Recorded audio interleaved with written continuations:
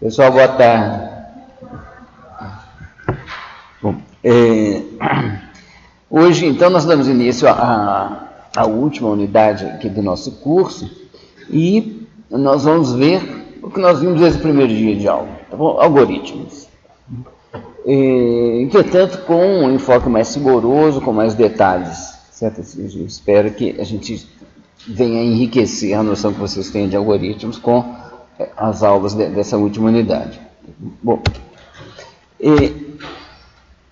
o que é um algoritmo? Um algoritmo é uma receita de bolo, tá bom? Você tem os ingredientes, o que você quer que saia, tá bom? Então, o que entra e o que sai. Claro que nós estamos falando de informação, tá bom? Informação de entrada e informação de saída. Como que você sai da entrada e chega na saída? Bom, gente, por uma série de passos. Esses passos podem ser o quê? Operações elementares, tá bom? Que são operações que você garantidamente você consegue executar, tá bom? Somar dois números, fazer AND, OR e outras coisas desse tipo, tá bom? E pode ser também definido, gente, por um outro algoritmo, tá bom? Esse outro algoritmo, ele será também composto por outras operações elementares ou talvez por outro algoritmo, mas alguma hora a cadeia tem que terminar, tá bom? Ou seja, no final, todo algoritmo é composto, pode ser até que você tenha usado mão de outro, tenha utilizado outro algoritmo como parte para descrever um certo algoritmo, mas depois tem que acabar se resolvendo em uma sequência de operações elementares garantidamente executáveis. O que é um programa? É a concretização de um algoritmo em uma linguagem executável. Então, a ideia aqui é que o mesmo algoritmo, o mesmo raciocínio, o mesmo método de transformação de informação, ele possa ser implementado em Fortran, em C, em Java. O algoritmo é o mesmo, os programas são diferentes. Quais são as principais questões sobre algoritmos e os problemas de transformação de informação que eles trabalham? Bom, primeiro é a especificação. Para qual problema mesmo que nós estamos precisando de um algoritmo? Bom, qual que é o meu problema de transformação de informação? O outro, você já tem um problema e alguém apresenta uma solução, ou você mesmo apresenta uma solução. É solução mesmo? Bom, a ideia é saber se esse algoritmo é correto, ele efetivamente atende a especificação. E o outro é uma questão de eficiência, ou seja, qual que é o consumo de recursos computacionais utilizado por esse algoritmo para fazer a transformação de informação que você deseja. Bom, isso em termos de tempo de processamento, em memória gasta, em espaço em disco gasto, bom, sendo que aqui a gente vai prestar mais atenção em tempo de execução. Vou falar primeiro aqui sobre especificação. A especificação, gente, ela surge de um processo de análise do problema. Tá bom? Você estuda o problema, escuta as pessoas, certo? E chega a uma especificação. Especificações não são estáticas, não. Tá bom, gente? Em geral, quando você acaba de fazer um programa, você descobre que aquela especificação não estava tão boa. Tá bom? Só para citar um exemplo aqui, nós resolvemos umas 30 vezes aquele problema da equação de segundo grau, e nenhuma das vezes a gente se preocupou de tratar o caso do primeiro coeficiente ser igual a zero, do A ser igual a zero. Bom, quando ocorre isso, você tem que mudar a sua expressão. O que eu faço? Porque se eu for calcular delta, vai dar você que lá sobre 2A, você vai dividir por zero. Tá bom? Você terá uma divisão por zero e o programa vai dar um erro. Tá bom? Então, o que você faz? Você tem que melhorar a especificação. A especificação estava vaga, estava omissa com relação a esse ponto. Tá bom? Então, ou seja, o processo, estou dando esse exemplo só para ilustrar que especificações evoluem, principalmente depois que você já resolveu o problema. Tá bom? Eu trabalho, gente, com desenvolvimento de sistemas, grandes sistemas. Tá bom? O principal cliente aqui do grupo que eu trabalho aqui no FMG é o Ministério da Saúde. Tá bom? Então, a gente tem sistemas assim, para fazer mineração de dados na produção do SUS inteiro. Tá bom? Um outro sistema para fazer o planejamento do SUS, Todos esses sistemas, a especificação é a etapa mais cara, tá bom? Porque o cliente não sabe exatamente aquilo que ele quer, tá bom? Ou seja, a especificação vai evoluindo, você mostra um protótipo, ela vai modificando, você tem que entrevistar muitas pessoas, as pessoas não são da área, você está lidando com o médico explica a coisa de um jeito, você tem que traduzir aquilo para uma linguagem apropriada para a especificação de um sistema. Enfim, a especificação é a parte mais importante, a mais cara. Não existe nada de pior num projeto de desenvolvimento de sistema do que você desenvolver uma coisa que não atende à especificação, não atende ao desejo do seu cliente. Então, um erro na especificação é uma coisa gravíssima. Bom, e gasta-se mais tempo e mais dinheiro na parte de especificação do que no desenvolvimento propriamente dito.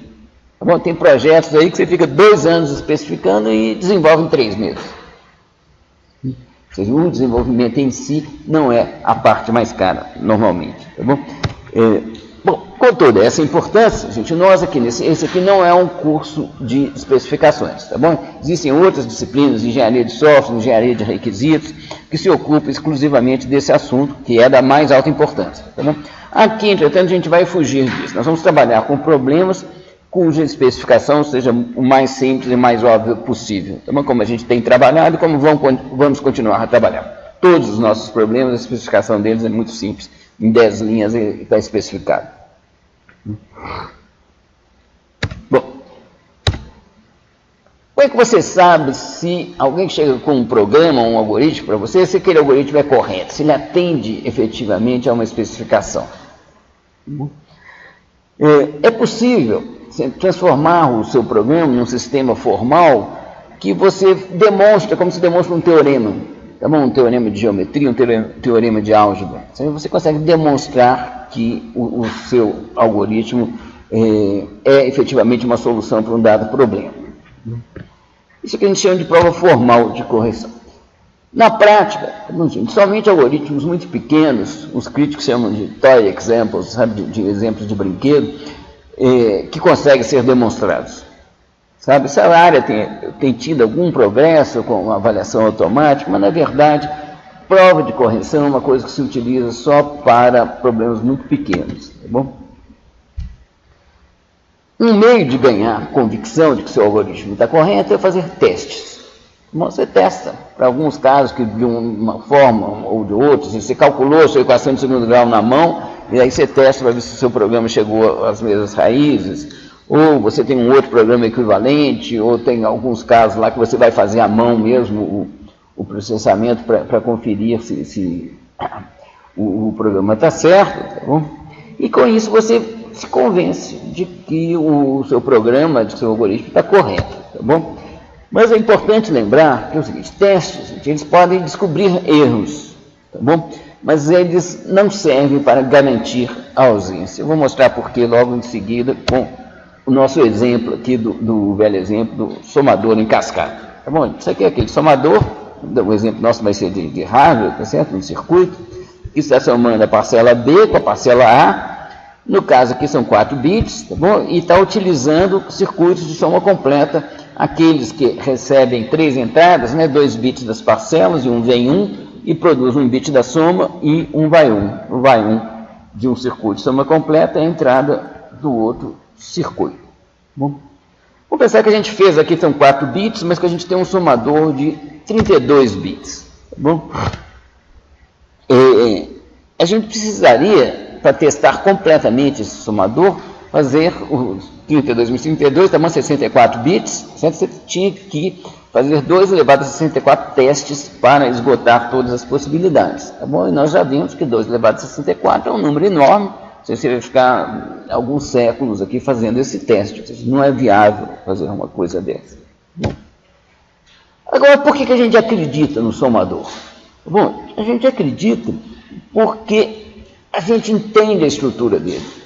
Tá bom? A gente sabe que esse somador, nós concebemos esse somador pensando no algoritmo da soma, aquele que nós aprendemos na escola primária, adaptado para o sistema binário. Bom, o circuito de soma completa a gente fez por aquele método de cobertura dos uns, a gente sabe que ele estará correto. Tá bom? E no circuito de soma completa, ele realiza efetivamente a operação de você somar dois algarismos, 3 algarismos em uma coluna, e ter um algarismo de soma e o vai 1. Bom? Ou seja, então a gente acredita que esse somador vai funcionar, não porque nós testamos, tá bom, gente? É da compreensão da estrutura do somador que vem essa nossa convicção, tá bom? Os testes, a parte que você vai conseguir testar, você sempre testa para ver se não tem um erro grosseiro, tá bom, gente?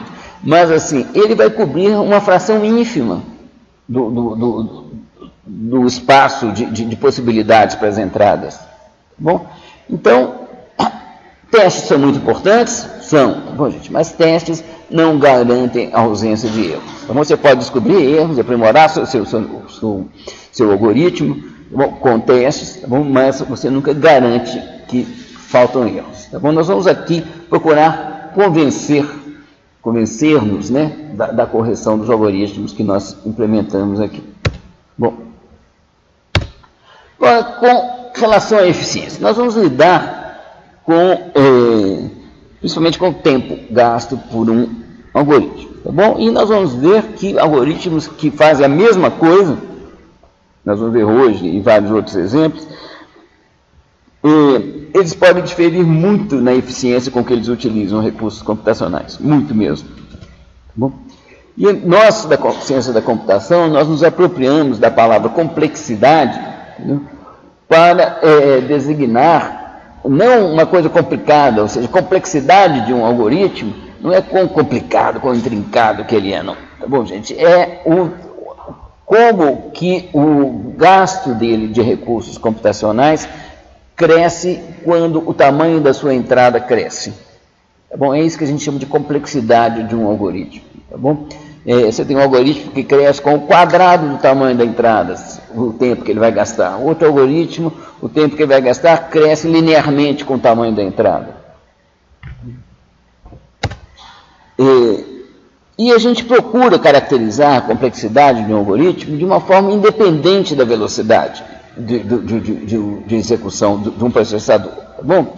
A palavra que a gente tem que ter em mente quando a gente analisa a eficiência de um algoritmo, gente, é a utilidade do seu estudo, tá certo? De que vale aquele estudo que você está fazendo, a eficiência daquilo ali. Tá bom? Se você fizer uma coisa que seja muito dependente de uma máquina, no ano que vem você compra um computador mais novo, o seu estudo foi embora. Tá bom? Você pega o mesmo programa, roda em 2 computadores diferentes, dá 2 resultados diferentes, ou seja, para cada situação você tem que ficar mudando os seus resultados.